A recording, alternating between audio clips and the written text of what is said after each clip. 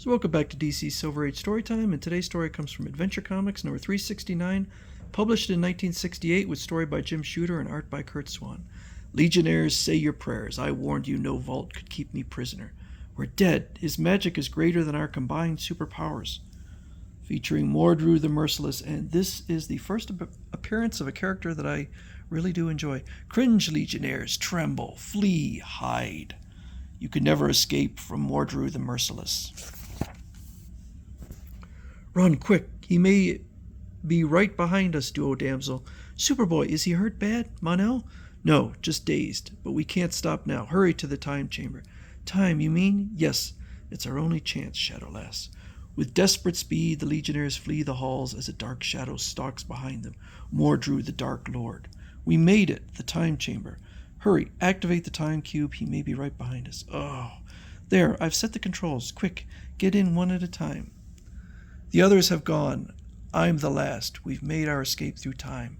As Mon-El fades into time, a shadow falls across the empty chamber, and an unspoken anger smolders in the air. I'm okay now, but hey, look where Duo Damsel brought us. I'm looking. Where are we? I recognize that town. It's Smallville. In Superboy's time, Shadowlass. Why here? It's the first place Mordru would look. I'm not sure why. I'm sorry, I was in a bit of a hurry when I set the controls. Oh, if only I hadn't started all this, yet it all seemed so harmless. As a new Legionnaire, I was trying to familiarize myself with the layout of the new HQ while exploring the lowest sub-basement. I came across the vault. No, don't! Why? What's in there? Mordru. What's Mordru? Come away from the door, I'll explain. Mordru is from Xerox, a planet that I believe was mentioned in Supergirl one time. The Sorcerer's Planet. Decades ago, he mastered the ultimate mystic powers and made himself master of his world. He ruled with an iron fist. The universe watched with growing uneasiness as Mordru sealed off his dark dominion, marshaled his armies, prepared for war on the universe. The free worlds, confident in their own power, did nothing when war came. The force that the free worlds had not reckoned with, Mordru's own mystic spells, made his deadly armies victorious. Soon Mordru had conquered most of the worlds on the outer perimeter of his galaxy. With that he seemed satisfied, and peace came. At Mordru's will, none had the power to defy him. All remained quiet, and the free worlds prospered. Mordru was even forgotten, especially in distant galaxies where the threat never materialized.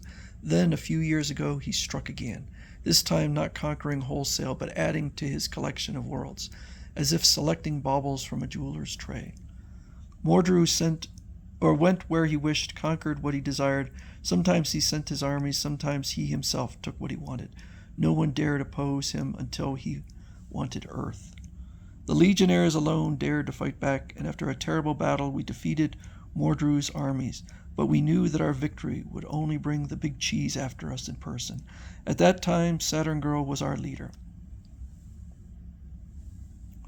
Hurriedly we made preparations. Then he came. The Dark Lord can change his form, and he attacked us as 100-foot giant, smashing all in his path. His anger burned the very air around him as he stalked through Metropolis toward Legion HQ. We struck first, but we could not harm him.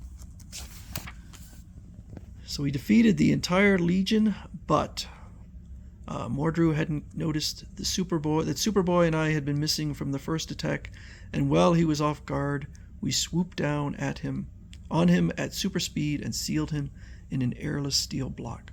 Mordru can't die, at least not by any means we know.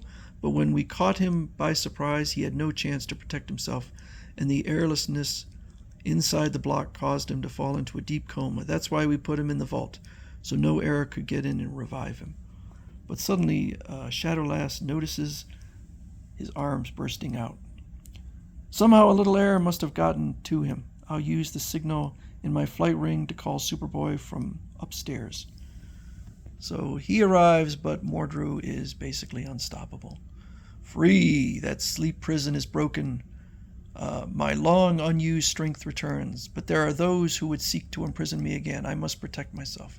He's emitting heat so intense that I can't get near him, and I've endured the sun's core. So Mon-El and Superboy move to escape. I'm not sure where Shadowlass went. So that was a flashback, and now they're back in Metropolis. We all know the rest, Shady. The question is, what do we do now? Mordru wants revenge on the Legion, especially Mon and me. He'll be hot on our trail fast. You can bet on that. There's one consolation. As long as he's after us, he won't be running a riot in the 30th century. But as Superboy said, this is the first place he'll look. On second thought, it might be too obvious. He might not figure we'd come here. We'll need disguises. So they go to the Kent household and come up with a plan. They're going to stay at various places, including, Mon-El's been there before, so he's going to resume the identity he had before as Bob Cobb. But what about Duo Damsel and me? Clark, I'm sure Chief Parker and his wife would take one of the girls in if she passed herself off as a distant relative on a surprise visit. But of course, Shadowlass is going to have difficulty because she's blue. But they put makeup on her to blend in. And she comes up with a more ordinary name, although they don't say what it is at this point. So she goes to the Parker household and just introduces herself as Marie Elkins, the second cousin, and Mrs. Parker just accepts it. Didn't Mom's letter arrive telling you about my visit? No, child, but that's all right. Come in. Glad to have you. Meanwhile, at the Lang, so that's Lana Lang's house, she claims to be Betsy Norcross, an exchange student. Again, no announcement, but Mrs. Lang just accepts it. Stage 1 accomplished. I'm in. You must have come quite a distance, Betsy. Yes. Planet Talok, 57 billion parsecs away. Come on, Betsy. I'll show you your room. It'll be fun having a sister for a while. Meanwhile, at the Kent household, well, Clark, I've made it known around town that Bob Cobb is back, and brushes and all. By the way, he's been gone for over 1,000 years because of his confinement in the Phantom Zone. Be careful. No more slips like that until we find a way to deal with Mordru. We must stick to our civilian identity. Say, what's that? Outside, something's happening. It's getting darker. The air somehow seems thicker. It's sort of ominous, but what does it mean? Mordru's here. I'm sure of it. He's looking for us. And before our plans have been hatched, but where is he? Who knows? We have something else to worry about. That shadow out there blanketing Smallville is Mordru's means of searching for us. It seeps into every corner of every building, into every crevice. If it touches us, he'll know. What can we do? It's coming. Golly, Betsy, look at that weird shadow out there. I've never seen anything like it. And so Shadowlass uses her powers to protect herself as well as the other Legionnaires. What? A shadowy field is protecting me from that evil, dark shape. Thank heavens. Superboy, something's screening us from Mordru's spells.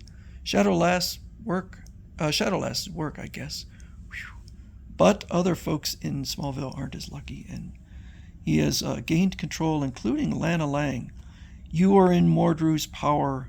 Your eyes will be my eyes. You will watch for the Legionnaires. When I see them, I will come. Lana, what happened? What's the matter? I don't know. Just all of a sudden my eyes are burning. They feel like they're on fire. That's terrible. Perhaps I should phone the Medi-Center. The doctor. No, I feel better. But what did you just say, Betsy? Nothing. I have some work to do now. It's time. I must get dressed. We're meeting at Clark's house tonight. I can't be late. Well, gang, this is it. Our last meeting. After this, we just fade into Smallville life and forget we were ever Legionnaires until someone comes up with a plan to battle Mordru. But I'm scared. I almost made a foolish blunder today.